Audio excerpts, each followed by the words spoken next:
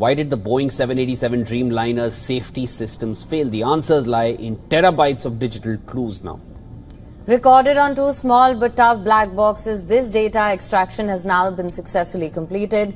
Here's a report on what air crash investigators have to. The tragedy of Air India Flight AI-171 marked a turning point in aviation history by laying bare the vulnerabilities of modern air travel, from mechanical failures to lapses in regulatory enforcement. The doomed Boeing 787 Dreamliner, just seconds into its ascent from Sardar Vallabhbhai Patel International Airport, suffered a catastrophic dual-engine failure that left the flight crew with barely any margin for corrective action. The aircraft, climbing with its landing gear still deployed, pitched sharply upward before stalling and veering into the densely inhabited Mayani Nagar neighborhood. This incident not only caused immense loss of life, but also spurred a profound reckoning within the aviation sector, with ramifications that extended into engineering practices, emergency preparedness, governmental oversight, and the broader human response to disaster. The sole survivor's account was crucial in shedding light on the final moments inside the aircraft, giving investigators a unique glimpse into a scenario where normal engine thrust vanished almost instantly, leaving the crew and passengers with no viable escape route. With both engines reportedly losing thrust and the aircraft unable to generate sufficient lift, the black boxes became the primary sources for reconstructing the precise failure cascade. These devices, safely retrieved under strict security, were flown to New Delhi and examined in a newly inaugurated forensic laboratory equipped with high-speed processors and acoustic isolation chambers. The downloaded data, rich in detail and time-coded to millisecond accuracy, offered the first hard clues about what transpired in the cockpit during those fateful seconds. As investigators parsed engine metrics, control inputs, and cockpit dialogue, a pattern began to emerge suggesting simultaneous compressor stall events in both engines, an anomaly rarely encountered in aviation. Specialists scrutinized waveform signatures and spectrograms to identify potential malfunctions in the fuel control units or evidence of foreign object ingestion, a hypothesis consistent with the sudden torque loss and the deployment of the emergency ram air turbine, RAT,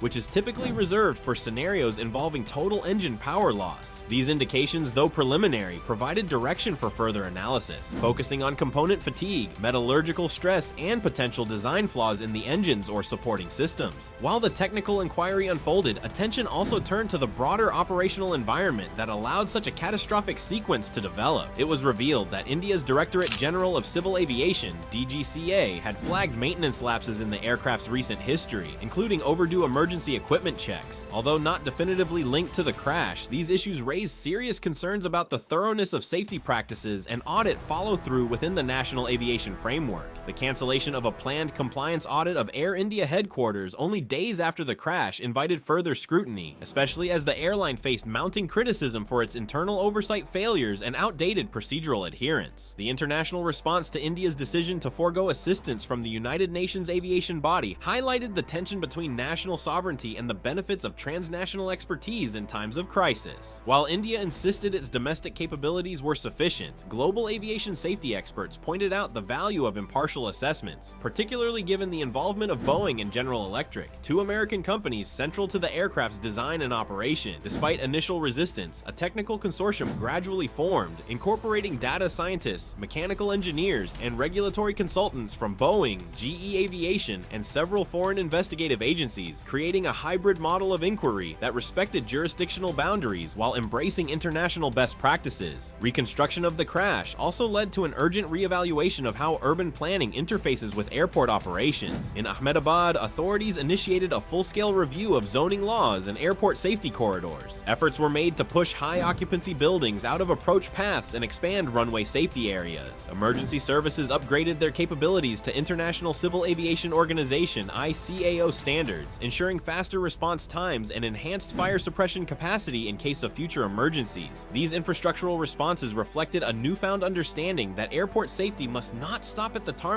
but extend into the surrounding urban fabric, especially in fast-growing cities.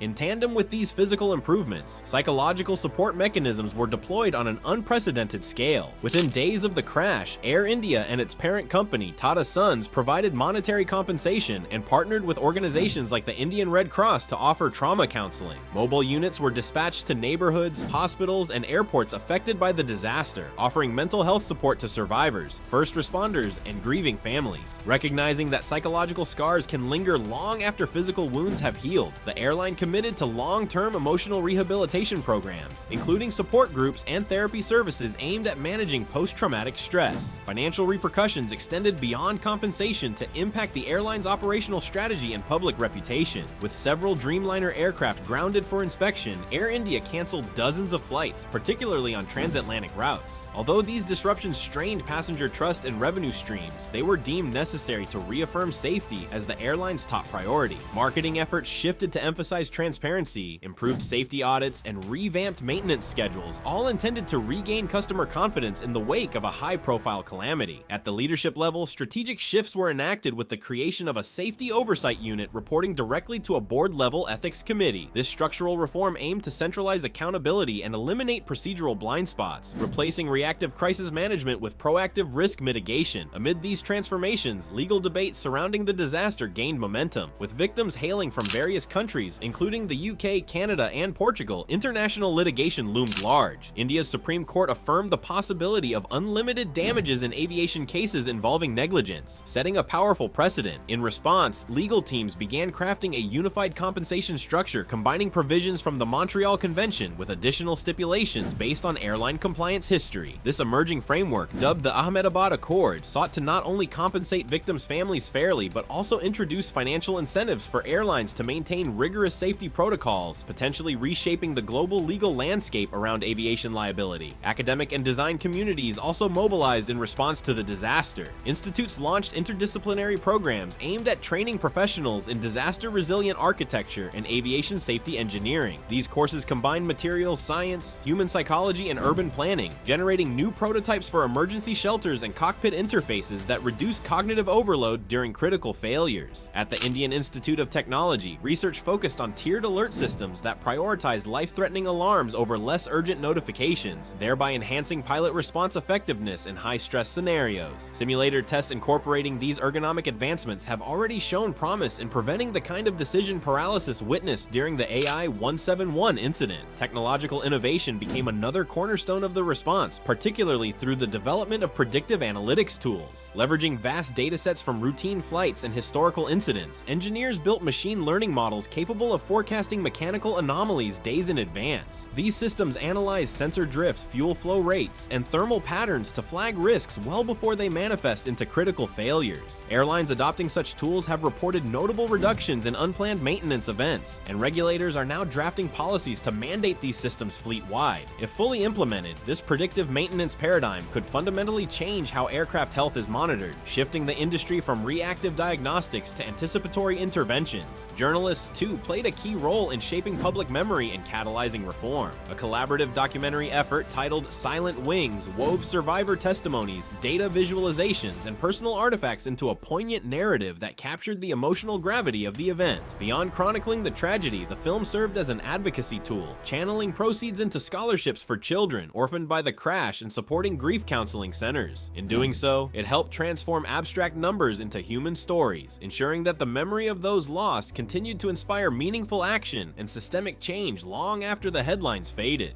Global regulatory agencies reacted with a mix of urgency and caution. The Federal Aviation Administration, FAA, in the United States issued new airworthiness directives for the 787 series, including mandatory replacements for faucet control modules and updates to transponder systems to eliminate interference vulnerabilities. These steps mirrored actions taken after previous disasters, reflecting a maturing approach that treats each incident not as an isolated event, but as part of a broader continuum demanding continuous vigilance and adaptation. Similarly, the European Aviation Safety Agency, ASA, accelerated its review of cockpit training syllabi and maintenance documentation, aligning its standards with insights gleaned from the AI-171 investigation. The psychological impact of the crash reverberated across aviation communities, leading to introspection and recalibration of crisis response training. Symposiums convened by the Flight Safety Foundation and other bodies dissected the incident's technical and human dimensions, offering simulation-based learning environments where pilots and engineers could experience and troubleshoot the AI AI-171 failure cascade. These exercises underscored the necessity for immediate, unambiguous decision-making under pressure and the value of crew resource management (CRM) in averting compounding errors. Recommendations emerging from these events called for more realistic simulator drills, better integration of cognitive science into pilot training, and updated protocols for managing engine rollback scenarios during takeoff. Urban designers in Ahmedabad embraced the aftermath as an opportunity for renewal and resilience. Public forums facilitated collaborative planning for rebuilding Miani Nagar, where the aircraft struck. The resulting vision included a commemorative park that doubled as a flood control system, incorporating native vegetation and engraved plaques to honor victims. This green space, born of grief, came to symbolize a city's refusal to be defined solely by tragedy. Environmental engineers partnered with civic agencies to enhance drainage systems, reinforce public housing, and retrofit nearby schools, thereby integrating disaster preparedness into the urban blueprint in ways both symbolic and practical. On a geopolitical level, the disaster prompted a re-evaluation of aviation cooperation strategies. Countries affected by the crash pushed for tighter coordination in accident response, data sharing, and pilot training certification. Memorandums of understanding were revised to ensure faster mobilization of expert teams and streamlined access to critical flight data. These initiatives dovetailed with efforts to harmonize safety regulations across jurisdictions, creating a more robust framework for dealing with future transnational incidents. In particular, the role of joint technical review boards gained prominence, offering a template for collaborative investigations that honor national boundaries while upholding international standards of transparency and effectiveness. Long-term shifts in insurance underwriting practices also took root. Major insurers recalibrated risk models for wide-body aircraft operating in high-density urban zones. Premiums were adjusted based on real-time flight data monitoring, maintenance compliance rates, and crew scheduling patterns, rewarding airlines that demonstrated a proactive safety culture. This actuarial feedback loop, driven by data rather than historical averages, promises to influence how fleets are maintained and routes are assigned, favoring operations that prioritize risk mitigation over logistical convenience. By the first anniversary of the crash, signs of renewal were evident across multiple fronts. Candlelight vigils drew together communities of varied faiths and backgrounds, reaffirming shared values of empathy and perseverance. Air India had completed a full audit of its fleet, overhauled its training modules, and appointed new leadership with deep expertise in safety engineering. Regulatory bodies issued fresh advisories and launched surprise audits across domestic carriers, signaling a zero-tolerance stance on procedural non-compliance. Collectively, these efforts amounted to a recalibration of India's aviation sector, a movement from fragmented oversight to integrated safety management systems designed to prevent rather than merely react to failure. As this transformation took root, families continued to grieve, rebuild, and advocate. Survivor-led support groups evolved into foundations promoting air safety awareness and disaster resilience. These grassroots movements partnered with schools, training programs, and NGOs to embed aviation literacy into community education, empowering the public to engage with issues once confined to technical specialists. In this way, the legacy of Flight AI-171 became not just a cautionary tale, but a catalyst for collective action, technological innovation, and renewed hum.